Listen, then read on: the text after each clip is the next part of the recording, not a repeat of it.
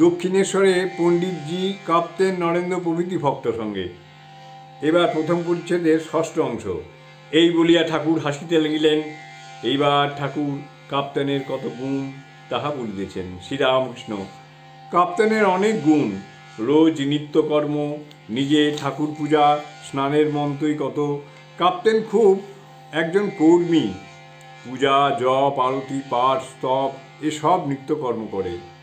কাপ্তেন ও পাণ্ডিত্য, কাপ্তেন ও ঠাকুরের অবস্থা। আমি কাপ্তেনকে বকতে লাগলাম, বললাম, তুমি পড়েই সব খারাপ করেছো, আর পড়ো না। আমার অবস্থা কাপ্তেন বললে, উড্ডীয়মান ভাব। জীবাত্মা আর পরমাত্মা। জীবাত্মা যেন একটা পাখি, আর পরমাত্মা যেন আকাশ, চিদাকাশ। কাপ্তেন বললে, তোমার জীবাত্মা চিদাকাশে উড়ে যায়, তাই সমাধি। সহাস্যে কাপ্তেন বাঙালিদের নিন্দা করলে, বললে বাঙালিরা নির্বোধ, কাছে মানিক রয়েছে চিনলে না। গৃহস্থ ভক্ত ঠাকুর শ্রীরামকৃষ্ণ: কর্ম কতদিন? কাপ্তেনের বাপ খুব ভক্ত ছিল। ইংরেজের ফৌজে সুবাদারের কাজ করত। যুদ্ধক্ষেত্রে পূজার সময় পূজা করত। এক হাতে শিব পূজা, এক হাতে তরবার বন্দুক মাস্টারের প্রতি। তবে কি জানো, রাত দিন বিষয়কর্ম। মার ছেলে ঘিরে রয়েছে। যখনই যাই দেখি, আবার লোকজন হিসাবের খাতা মাঝে মাঝে আনে।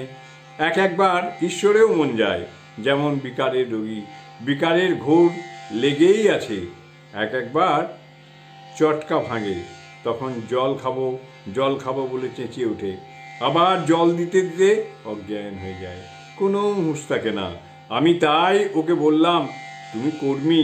কাপ্তান বললে, আজ্ঞা, আমার পূজা এইসব করতে আনন্দ হয়। জীবের কর্ম বই, আর উপায় নাই। আমি বললাম, কিন্তু কর্ম কি চিরকাল করতে হবে? মৌমাছি ভনভন কতক্ষণ করে? যতক্ষণ না ফুলে বসে।